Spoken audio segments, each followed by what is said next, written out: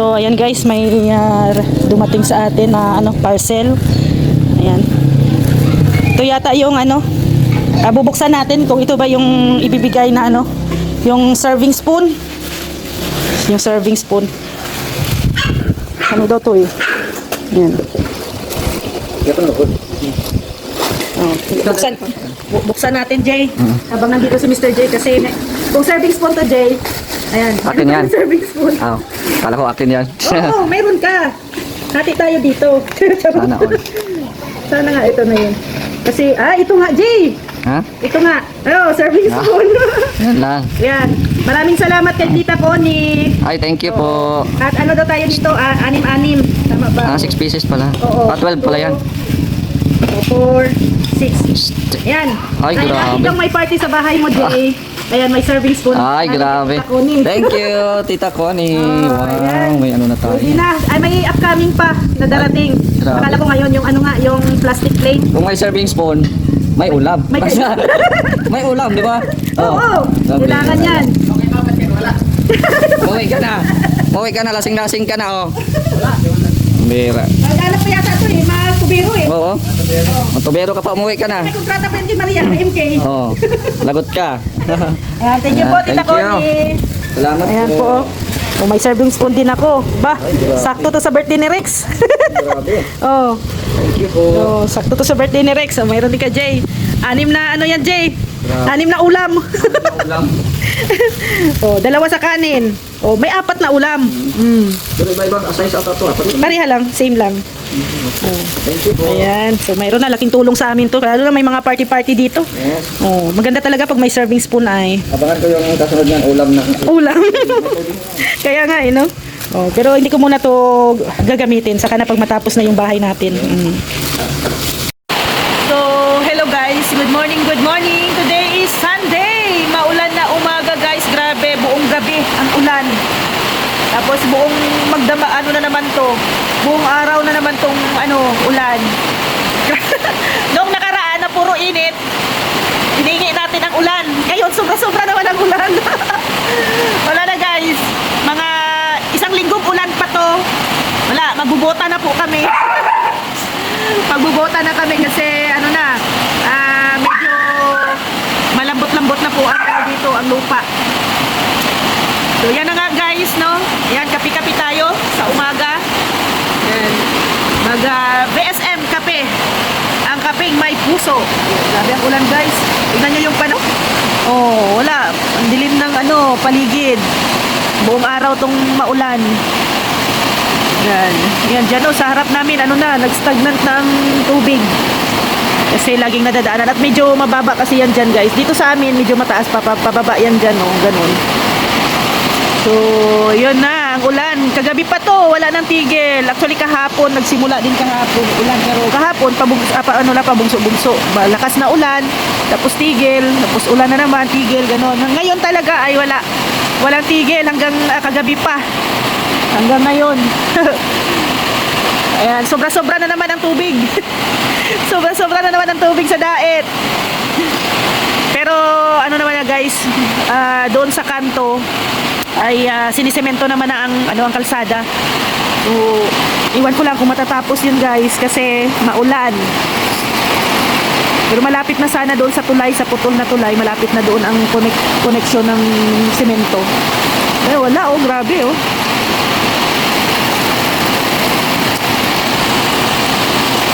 Yan. And ayan, maraming salamat po pala kay Tita Connie. Ayan yung naiwan ni Mr. J kagabi. Ayan, naiwan niya. So, meron ng serving spoon pang party-party. Ayan. Kulang kasi ng serving spoon kami dito ay. Ayan. Ayan na. Itong bahay natin, Ethel, na natenga na rin. Naabutan ng ng ulan, panahon ng ulan. Yan dito naman, ayan kitang-kita yung bahay ni Ate Vertus Ayan. Ayan, pag wala na yung barracks, kita ng kapitbahay. Oy! Ito! Chichi! Ay, Chichi! Huwag mo ngayawayan si Lily. Ayan si Lily, inaaway ni Chichi. Mamaya, Ayan, natatrabahuin ni Rex mamaya. Ayan, yung wiring. Magwa-wiring kami. Pag-ulan na. Oh, yan na si Mary. Ay! Oh. Chichi! Oh, bully talaga to si Chichi. Oh, Chichi! Bully. Huwag, Chichi! Huwag, Chichi! Chichi! Bully, alam mong maliit yan? Oh, ikaw ah. Ganito po kami kaingay, guys. Oh. Tapos si Uno naman at saka si Mary, hindi din nagkasundo. Oh. Oh. Buntis na po ata to si Mary, guys. Yan, buntis. Pero hindi po si Uno ang tatay. Iba po ang tatay ng pinagbubuntis ni Mary. Hi, ito si ano, guys, ito si Lily. Pagising namin sa umaga, nandiyan na yan, as in, ano yan, guys, maluya. Sobrang ano yan, akala nga namin mamamatay. Tapos ayun, pinakain ni Rex. Alam mo ba kung saan yan saan yan na pumunta lang yan dito sa amin kasi hindi namin alam kung saan galing yan si Lily. Kasi pagising namin, nandyan na siya sa labas. Nakakaawa kasi yung mukha, nakakaawa.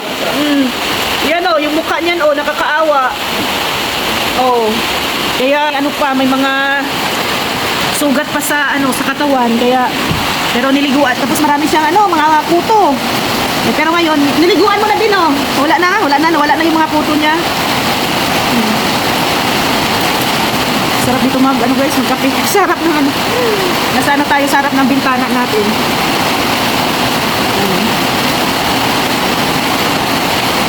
Sayang, hindi tayo nakabili ng saging na saba. Dapat bumili tayo kahapon. Sarap ngayon. Sarap saging na saba, tapos ginamos. Ay, grabe. Mamayang hapon, bibili nga ako ng pag makalabas kami ni Rex. Pabili ng ulam. Ganito na yan, guys. Ganito na yun. Ang hirap pag wala tayong ref. Ang hirap pag wala tayong ref na din. Kasi hindi tayo makapag-stock ng pagkain. Ulam. No choice tayo. Lalabas talaga tayo. Maganda sana kung may stock tayong pagkain.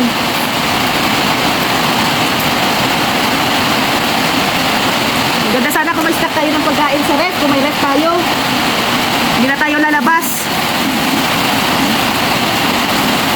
Hindi naman pwedeng puro dilata ang ulam. Lalo na ngayon, tag-ulan na. No? Kailangan ka pating lumabas. Pag bumili ka talaga ng ng ulam mo, pagkain. Paano kung ganito ang panahon, tag-ulan? Ay, anong ulam natin, de? Ano yan? Nilinisan ni Rex yung buta. Ay, kailangan na yan linisan. Yung loob din. Yung loob. Linisan ang buta. Nilalaban na ni Rex.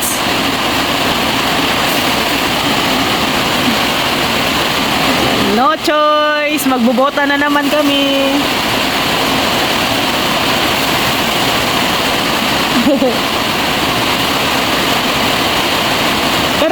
Pero kung may ref tayo at may pagkain naman, okay lang na hindi lalabas. Kahit na dito lang ako sa bahay.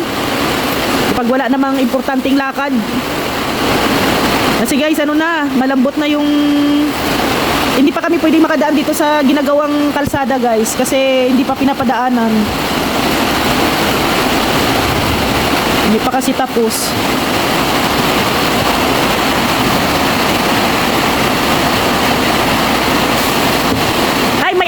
May daing. May daing pa dyan, dalawa. Yun na lang muna yung natin. Doon, Doon sa may bintana.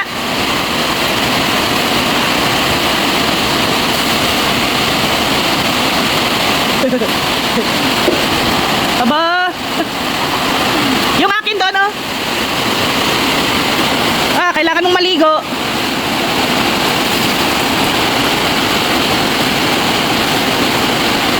Ay, grabe ang ulan, guys. Hindi na to titigil. Ito na yung simula. Simula na to ng tag-ulan dito sa Dait. August. Next year na naman to matatapos. Mauubos ang ulan. Tag-ulan. Tapos na ang summer.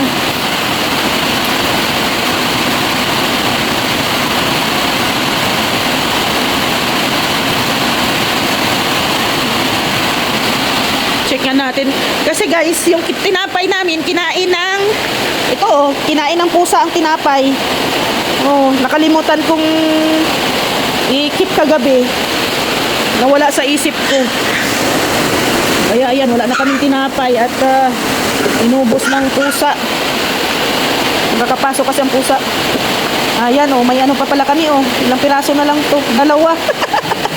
Tag-isa kami ni Rex. Ayan, ulam namin. Ay, nako. Ayan, basa na rin dito sa dirty kitchen namin oh. Kasi nga naaanggi kasi yung ulan dito ay naaanggian. Kaya nababasa. Ayan, napaka ano pa oh, gulo. Napakagulo pa ng ating kusina. Hindi pa tayo makapag-arrange ng ano. Ay. Yan. Ayusin yan mamaya.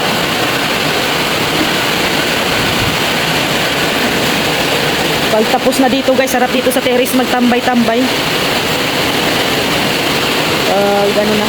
Pag magkaroon na ng tiles dito. Ano na masaganda na yun. Liguan mo ang motor! Washingan mo habang ano, anli ang tubig. Wala naligo yung motor.